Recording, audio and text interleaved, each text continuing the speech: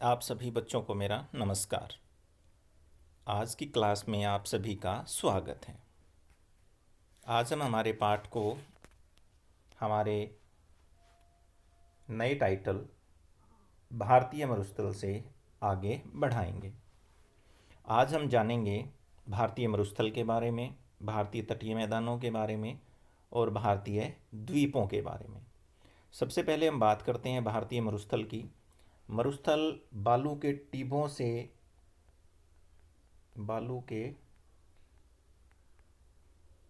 टिब्बों से अटा हुआ क्षेत्र होता है। यहाँ पर बालू मिट्टी के बड़े बड़े ढेर होते हैं और बालू मिट्टी यहाँ ज़्यादा होने की वजह से यहाँ का मौसम जो होता है वो शुष्क होता है, बिल्कुल शुष्क होता है। और यहाँ जो वनस्पति पाई जाती है वो वनस्पति भी बहुत कम मात्रा में मिलती है। पानी की कमी की वजह से यहाँ पर वनस्पति संघन नहीं पाई जाती। मुख्यतः कीकर, झाड़ी,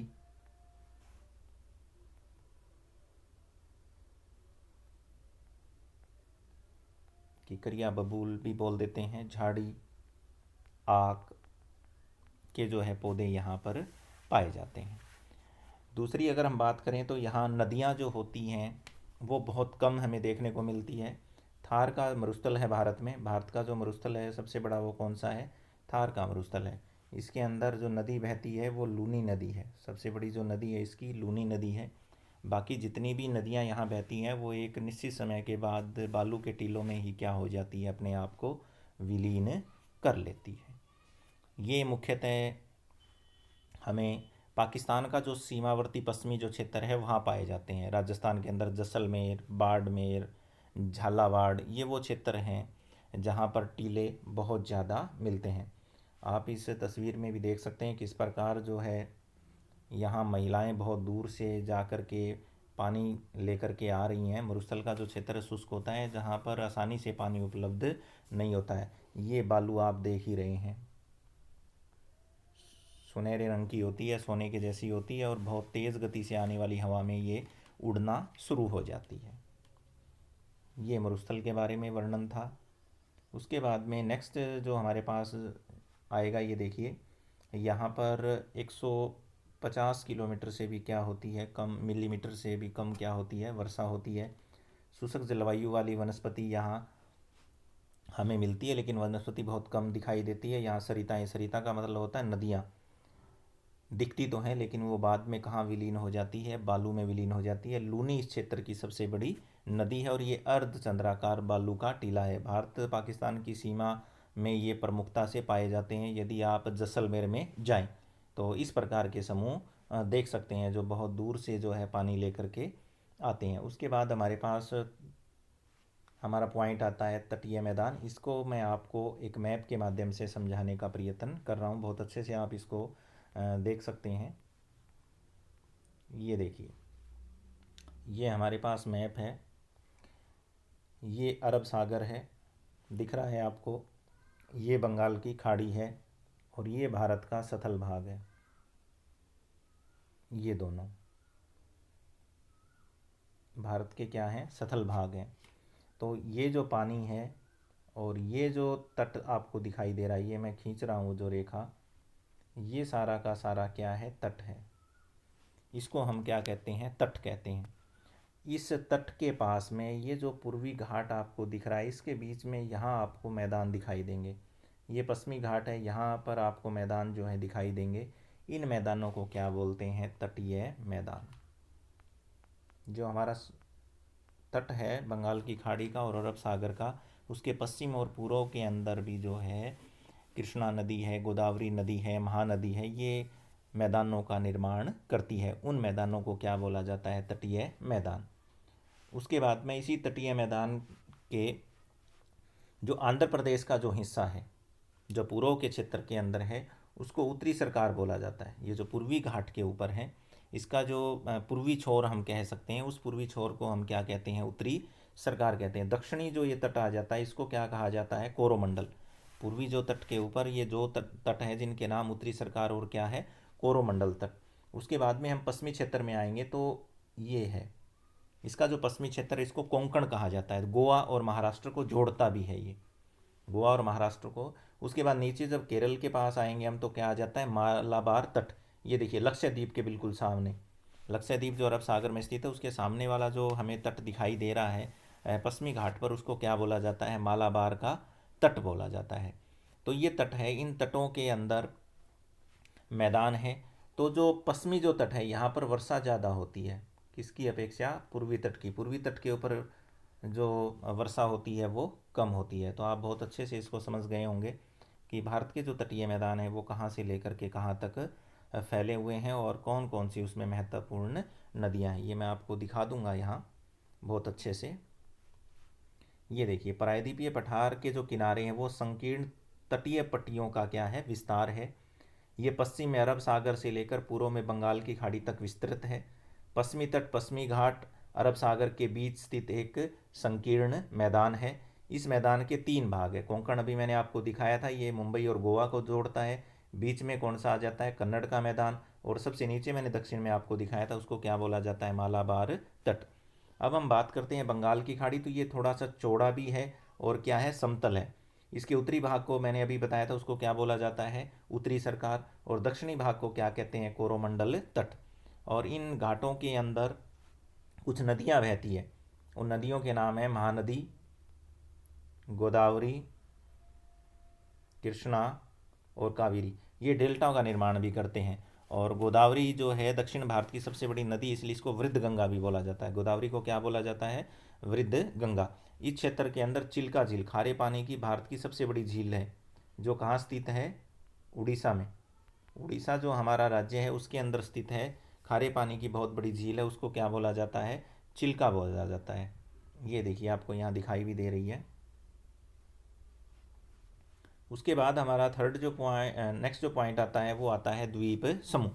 और भारत के अंदर बहुत द्वीप पाए जाते हैं।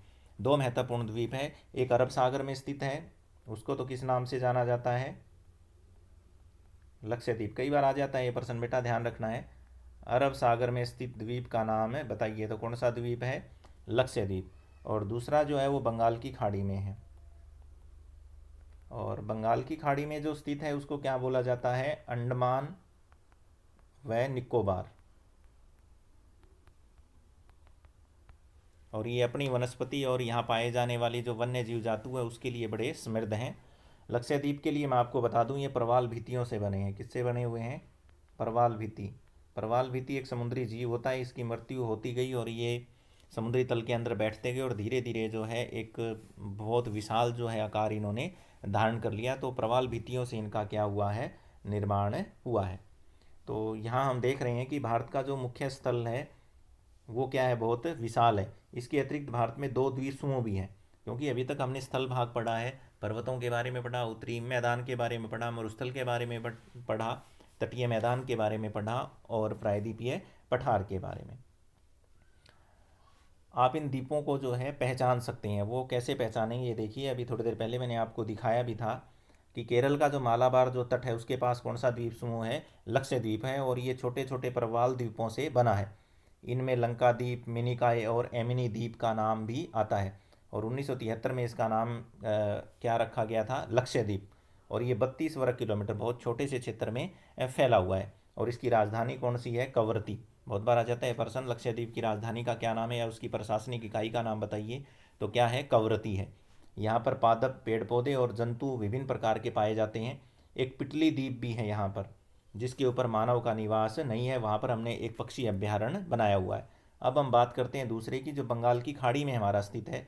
उत्तर से दक्षिण की तरफ फैले द्वीपों की एक श्रृंखला की ओर जब हमारा ध्यान जाएगा तो ये अंडमान और निकोबार द्वीप समूह है, जहाँ पर 200 से ज़्यादा जो है द्वीप समूह शामिल है।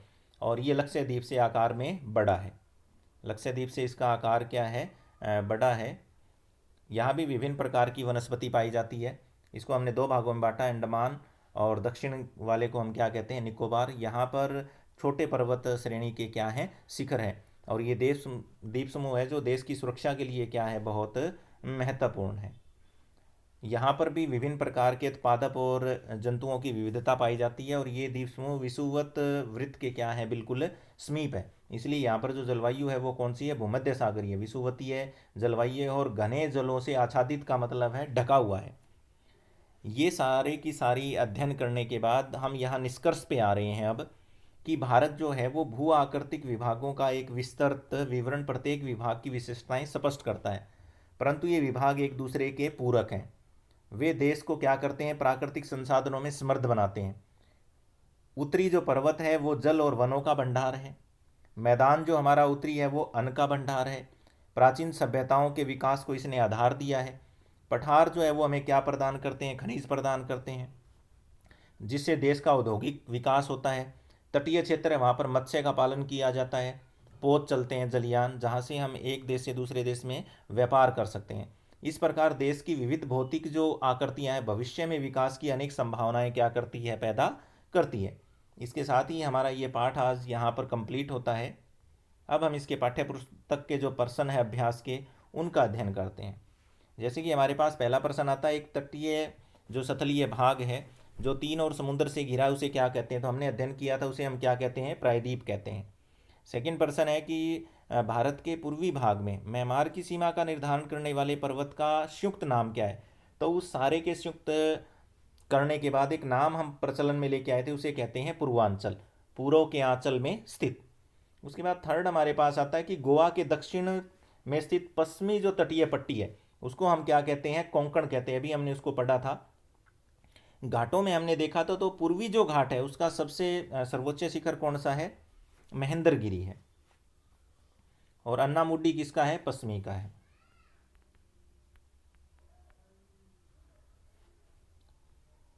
उसके बाद नेक्स्ट प्रश्न है भाबर। ये जो भाबर होते हैं ये मैदान के अंदर जब नदी प्रवेश करती है पर्वतों से निकल करके, तो 8 से लेकर के 16 किलोमीटर के क्षेत्र में एक चौड़ी पट्टी का ये निर्माण करते हैं, जहाँ पर नदी अपने साथ लाए हुए कंकड़ पत्थरों को क्या कर देती है, जमा कर देती है, और नदी जो है वो सतल के नीचे बहना शुरू हो जाती है। उन मैदानों को क्या बोला जाता है, भाबर बोला जाता है। फिर हमारे पास नेक्स्ट प्रश्न आता है, हिमालय के तीन प्रमुख भाग, तो सबसे ऊपर जो उत्तर में स्थित है उसको हमने क्या बोला था, हिमाद्री। उसके बाद मध्य वाले को हमने क्या बोला था, मध्य या निम्न हिमालय।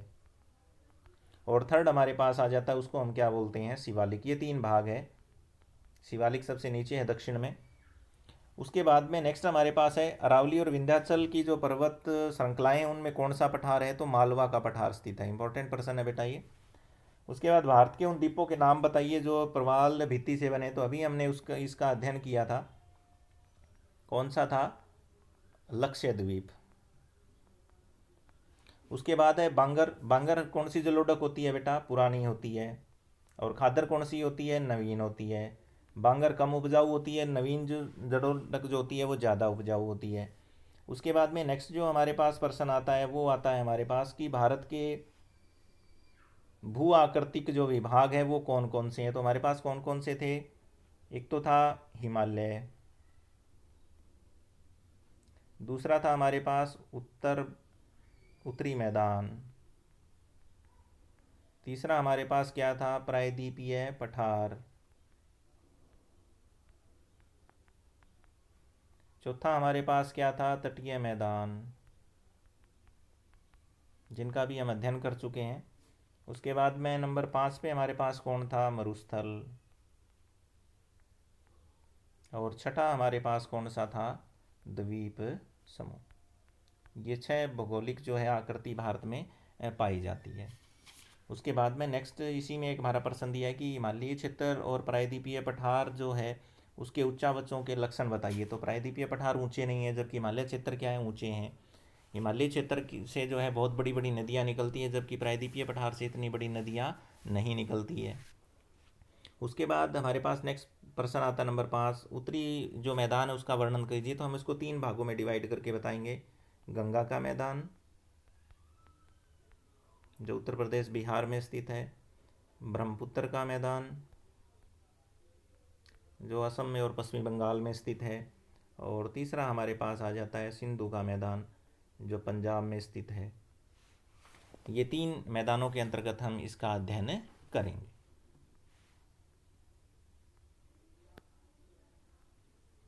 उसके बाद हमारा छठा जो प्रश्न आता है, बहुत आसानी से हम इसको कर सकते हैं। मध्य हिमालय मैंने अभी आपको बताया था, ये हिमालय जो है हिमाद्री और किसके बीच स्थित है, शिवालिक हिमालय के बीच में स्थित है। यहाँ पर महत्वपूर्ण नगर हैं, कौन कौन से नगर हैं? शिमला है, पर्यटन स्थल है, कुल्लू है, मनाली है, ये सारे के सारे इसी क्षेत्र में स्थित है। उसके बाद में हमारे पास नेक्स्ट आता है मध्य उच्चभूमि। ये हमारी प्रायद्वीपीय पठार में है, जो बुंदेलखंड का जो हमारा पठार है वहाँ स्थित है। उसके बाद हमारा थर्ड आ जाता है द्वीप समूह। तो दोनों ही मैंने अभी आपको जस्ट बताए थे। एक तो हमारा लक्षद्वीप जो मालाबार तट के पास स्थित है अरब सागर में, और दूसरा हमारे पास था अंडमान निकोबार द्वीप समूह जो बंगाल की खाड़ी में स्थित है। इस प्रकार हमारा ये पाठ कंप्लीट होता है। इसके अभ्यास के प्रश्नों को आप बहुत अच्छे से याद करेंगे और अपनी कॉपी में लिखेंगे। थैंक यू बेटा।